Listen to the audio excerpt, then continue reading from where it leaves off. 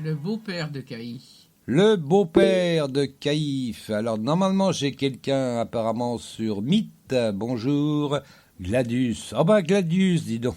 Oh bah, bonjour, Gladius. Je sais pas s'il m'entend et moi, je sais pas si je peux l'entendre. Donc, bah...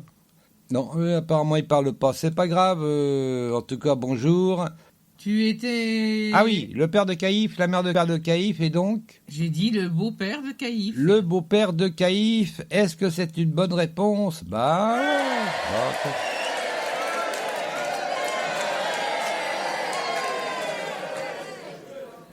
Eh oui, le beau-père de Caïphe.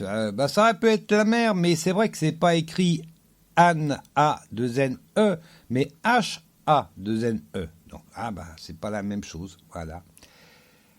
Alors, on va lire à partir du verset 12.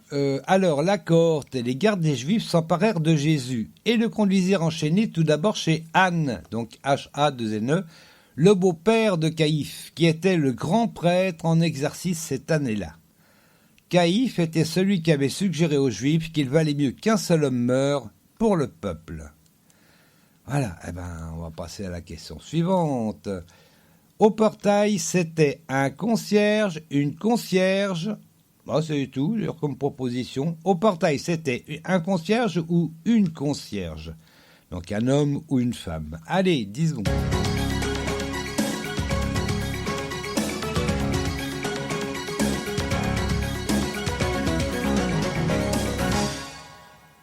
Je dirais un homme. Tu dirais un homme. Est-ce que c'est une bonne réponse? Non. Non, apparemment, c'est une concierge et après, on précise d'ailleurs une servante. Alors, bon, je sais pas. Les deux peuvent aller ensemble d'ailleurs. Hein, bon. Alors, on va lire ça. J'ai dit que c'était au verset 16, je crois. Alors, donc, on en est au 15. Bon, ça va. Simon-Pierre et un autre disciple suivirent Jésus. Ce disciple connaissait personnellement le grand prêtre et il entra en même temps que Jésus dans la cour du palais du grand prêtre. Pierre lui resta dehors près du portail. L'autre disciple qui connaissait le grand prêtre se ressortit donc, dit un mot à la concierge et fit rentrer Pierre. La servante qui gardait la porte demanda alors à Pierre « Ne fais-tu pas partie toi aussi des disciples de cet homme ?» « Non, lui répondit-il, je n'en suis pas. » Dites donc, ça devient corsé là. Allez, la dernière question avant la pause musicale. Lorsque Jésus fut arrêté, il faisait froid, chaud ou tiède? On parle de la température de l'air, bien sûr. Lorsque Jésus fut arrêté, il faisait froid, chaud ou tiède? Allez, 10 secondes.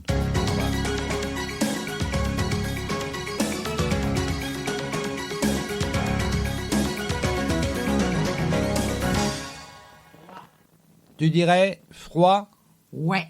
Ouais. Ouais.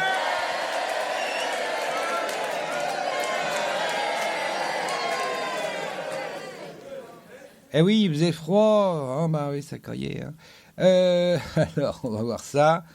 J'ai pas regardé le numéro du verset 18. 10, 15... Non, 18. J'ai regardé. Tu dis 17 ou 18. Oui, voilà. La servante qui gardait la porte demanda alors à Pierre « Ne fais-tu pas partie, toi aussi, des disciples de cet homme ?»« Non, lui répondit-il, je n'en suis pas. » Les serviteurs et les gardes allaient allumer un feu de braise, car il faisait froid, et ils se tenaient tout autour pour se réchauffer. Pierre se joignit à eux et se réchauffa également. Et le dernier verset de cette première partie. De son côté, le grand prêtre commença à interroger Jésus sur ses disciples et sur son enseignement. Voilà, on a terminé la première partie, on va écouter... on a encore terminé trop tôt, c'est pas grave. On va écouter cette chanson qui nous vient de Louange celtique de Goose Bell. C'est le Notre Père qu'on va écouter en louange celtique. Ça change un petit peu, allez.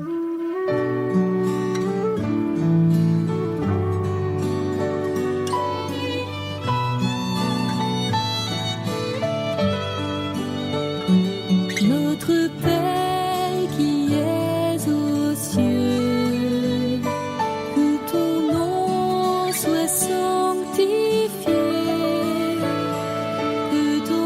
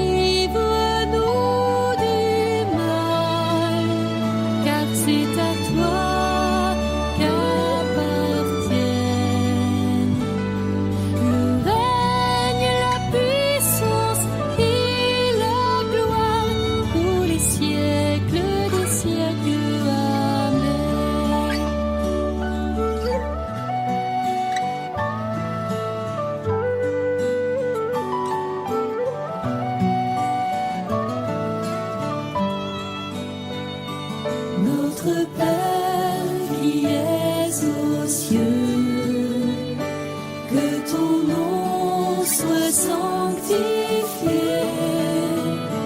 que ton règne vienne, que ta volonté soit faite sur la terre comme au ciel. Donne-nous aujourd'hui notre pain de ce jour.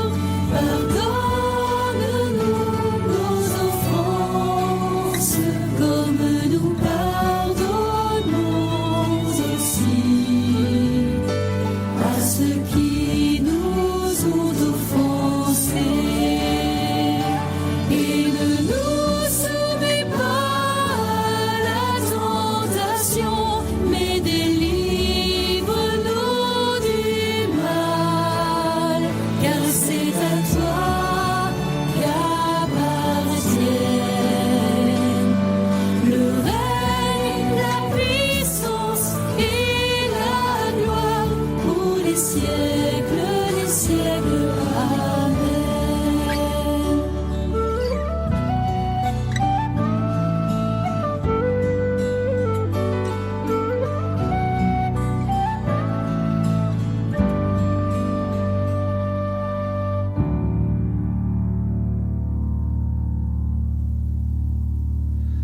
C'était bien joli, hein. Ah ben, on en a encore deux autres à écouter. On a le temps, vous inquiétez pas. Le prochain, ça sera J'ai soif d'amour. Alors, c'est dans un style quand même très différent, hein. Tout est dans ta main également. Ça sera donc, voilà. On précise Hélène. Oui, c'est ça, c'est Hélène Gousbel, voilà. Hélène Gousbel, vous pouvez retrouver également sur YouTube, hein, n'hésitez pas à y aller parce que c'est joli, il y a plein, elle a mis ses 3 CD, elle a mis même encore d'autres d'ailleurs, et bah, vous verrez c'est bien. De toute façon je le mets dans la programmation habituelle de Radio Prédication, donc vous pourrez l'entendre tout au long de la semaine. Voilà, louange celtique. Et puis bah, sur ce, on va revoir la question de Peu-trop de l'Éternel, hein, Martinette. Oui. Ben oui. Alors, la question de Peu-trop de l'Éternel, j'allais dire Peu-trop de Martinette, moi, en bas. Bah Voilà voyons. autre chose. Peu-trop de l'Éternel sur Twitter. Alors, la question qu'il a posée, quel est le premier des 9 dons spirituels que l'apôtre Paul cite dans son premier épître aux Corinthiens? Donc, c'est 1 Corinthien, hein, si ça peut vous aider un petit peu. Ah bah oui, il a un petit peu mis un premier épître, comme ça on dit, hein. Mais non, c'est 1 Corinthien, donc du coup, voilà. Alors, est-ce que c'est la parole de sagesse, le parler en langue, le don de foi ou la prophétie? Les tweetos, ah ben, ils sont très partagés, les tweetos. 28% ont répondu la parole de sagesse, 28% le don de foi, 27% la prophétie et 17% le parler en langue. Ça va peut-être pas aider beaucoup, ça, Martine. Non, pas du tout. Hein? Parce que là, c'est vraiment très partagé, cette histoire. Ben, on aura la réponse de toute façon en fin d'émission, hein, ben oui, je vous le dis comme ça. Et puis vous aurez donc la réponse et on verra un petit moment de lecture avec un Corinthien. Voilà. Eh ben sur ce, on va écouter la deuxième partie du chapitre 18. Un petit peu plus long, à peine plus long puisqu'on va commencer, non, c'est pas du 20 au 40. Donc, vous voyez, c'est pas très long, plus long que la première partie. Jean, chapitre 18, deuxième partie. Jean, chapitre 18, dans la Bible du Semeur. Deuxième partie. Jésus lui répondit, « J'ai parlé ouvertement devant tout le monde. J'ai toujours enseigné dans les synagogues et dans la cour du temple où tout le monde se réunit. Je n'ai rien dit en secret. Pourquoi donc m'interroges-tu? Demande à ceux qui m'ont écouté comment je leur ai parlé. Ils savent fort bien ce que j'ai dit. » À ces mots, un des gardes qui se tenait à côté de lui le gifla en disant « C'est comme cela que tu réponds au grand prêtre ?» Jésus lui répondit « Si j'ai mal parlé, montre où est le mal. Mais si ce que j'ai dit est vrai, pourquoi me frappes-tu » Anne l'envoya enchaîner à Caïphe, le grand prêtre. Pendant ce temps, Simon-Pierre se tenait toujours au même endroit et se chauffait. Quelqu'un lui dit N'es-tu pas, toi aussi, un des disciples de cet homme ? Mais Pierre le nia, en disant « Non, non, je n'en suis pas ». Un des serviteurs du grand prêtre, parent de celui à qui Pierre avait coupé l'oreille, l'interpella. « Voyons, ne t'ai-je pas vu avec lui dans le jardin ?» Mais Pierre le nia de nouveau, et aussitôt, un coq se mit à chanter.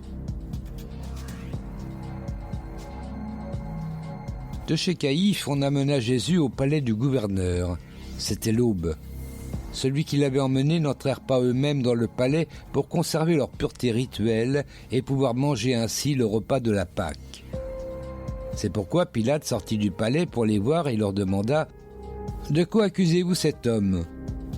Ils lui répondirent « S'il n'avait rien fait de mal, nous ne te l'aurions pas livré. »« Reprenez-le, » répliqua Pilate, « et jugez-le vous-même d'après votre loi. » Mais ils lui répondirent « Nous n'avons pas le droit de mettre quelqu'un à mort. » La parole par laquelle Jésus avait annoncé quelle mort il allait subir devait ainsi s'accomplir. Pilate entra donc dans le palais de justice et fit comparaître Jésus. « Es-tu le roi des Juifs ?» lui demanda-t-il. « Dis-tu cela de toi-même ou d'autres t'ont-ils dit cela à mon sujet ?» répondit Jésus. « Est-ce que je suis juif, moi ?» répliqua Pilate. « Ce sont ceux de ta nation et les chefs des prêtres qui t'ont livré à moi. Qu'as-tu fait ?» Jésus lui répondit « Mon royaume n'est pas de ce monde.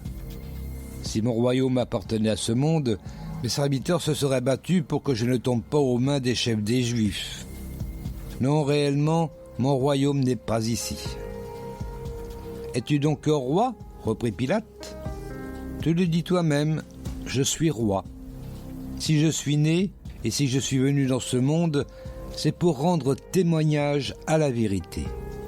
Celui qui appartient à la vérité écoute ce que je dis. » « Qu'est-ce que la vérité ?» lui répondit Pilate. Là-dessus, il alla de nouveau trouver les Juifs et leur dit « En ce qui me concerne, je ne trouve chez cet homme aucune raison de le condamner. Il est d'usage que je vous relâche un prisonnier à l'occasion de la fête de la Pâque. Voulez-vous donc que je vous relâche le roi des Juifs ?» Ils lui répondirent en criant « Non, pas lui, Barabbas !» Or, Barabbas était un bandit.